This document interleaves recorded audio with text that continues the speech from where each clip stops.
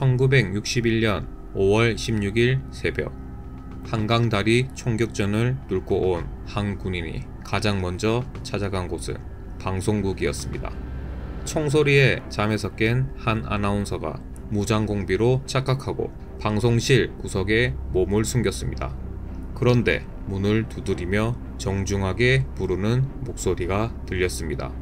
군모에 별 2개가 빛나는 장성이 차분하게 악수를 청하며 혁명 공약이 적힌 전단을 건넸습니다. 오전 5시 정각, 온 국민이 듣게 될 그 방송. 나라의 운명을 바뀌는 순간이 코앞으로 다가왔습니다. 1961년 5월 16일 새벽 4시경, 남산 KBS 방송국 숙직실에서 잠들어 있던 박종세 아나운서는 갑자기 들려오는 소란한 소리에 잠에서 깼습니다. 전날 저녁 방송을 마치고 숙직실에 누웠던 그는 기관총 소리가 울리자 전쟁이 난 줄 알았습니다.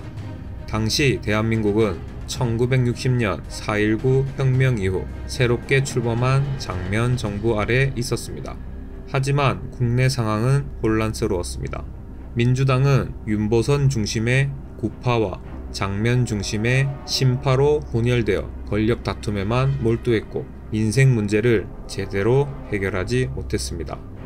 군 내부에서는 4.19 이후 부정부패를 청산하기 위한 정군 운동이 일어났고 6.4 8기생을 중심으로 고급 장성의 부패를 비판하는 움직임이 커졌습니다.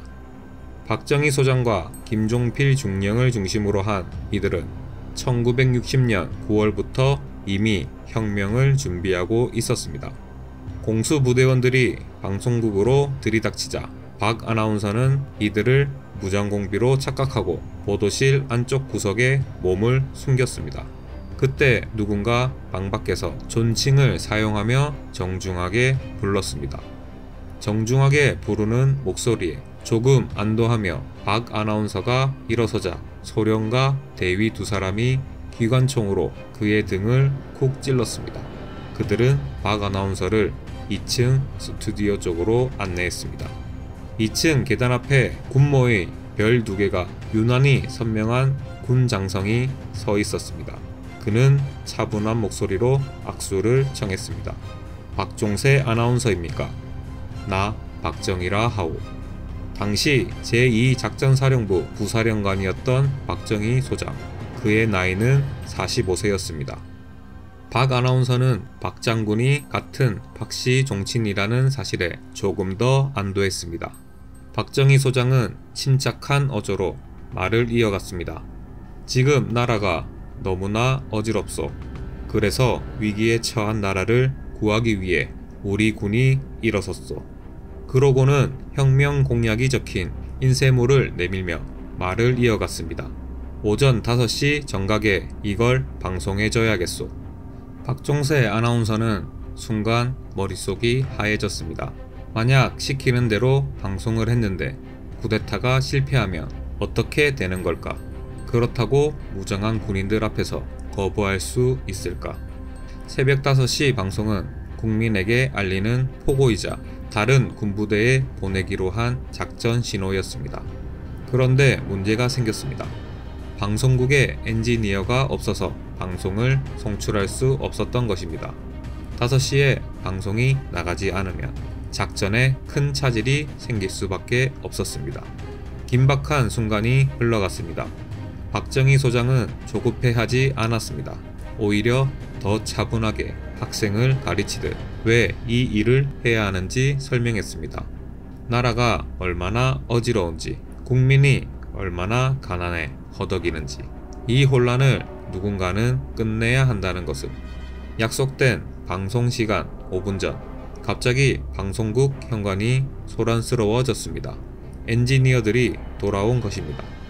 그들은 총성을 듣고 명동 파출소로 달려가 신고했지만 경찰들이 믿어주지 않았습니다. 하지만 방송인들이 가장 무서워하는 것은 방송 펑크였습니다. 그래서 다시 방송국으로 돌아오다가 자신들을 찾는 군인들을 만난 것입니다.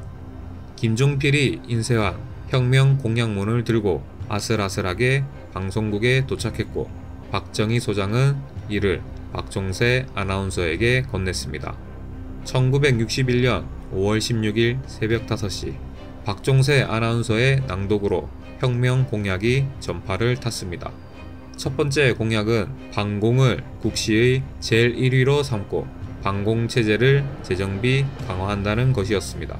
훗날 박종세 아나운서는 그 순간을 이렇게 회상했습니다. 5.16의 성패가 달려있는 절체절명의 상황에서 학생을 가르치듯 혁명의 당위성을 차근차근 설명한 박정희 소장의 모습이 55년이 지난 지금도 생생합니다.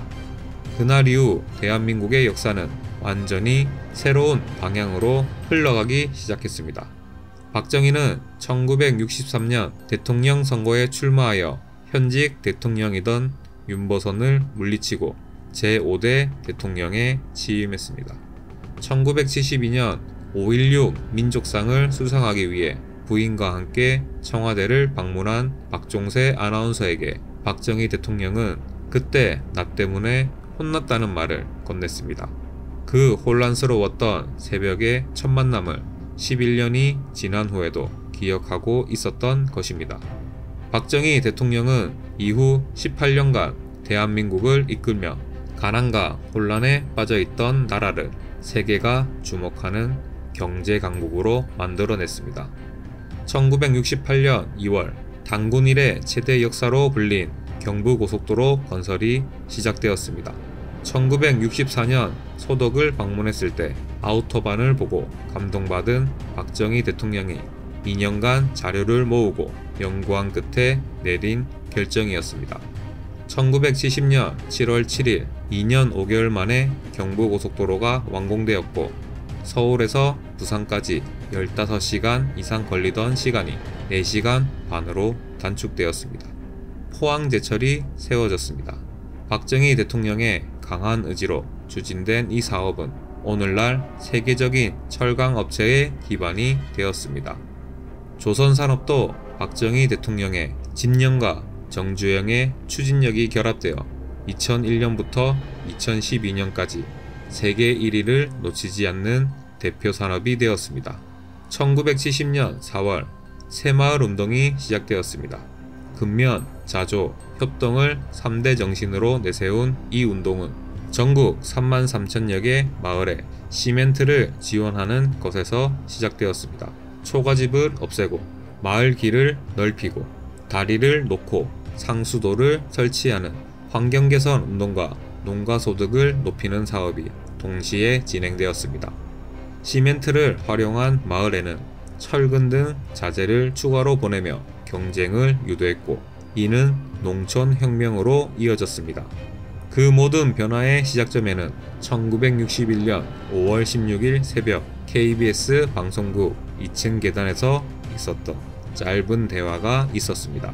45세 장성이 차분하게 나라를 구하겠다는 의지를 밝히던 그 순간이 있었습니다. 그날 새벽 박정희 소장이 가장 먼저 찾아간 곳은 방송국이었습니다. 총칼이 아닌 말로 국민에게 직접 알리는 것을 가장 중요하게 생각했던 것입니다. 혼란 속에서도 차분하게 학생을 가르치듯 혁명의 이유를 설명하던 그 모습, 그리고 그 약속을 지키며 18년간 대한민국을 세계가 놀라는 나라로 만들어낸 집념. 여러분은 이 이야기가 어떻게 느껴지시나요? 댓글로 여러분의 생각을 들려주세요. 구독과 좋아요, 알림 설정 부탁드립니다. 감사합니다.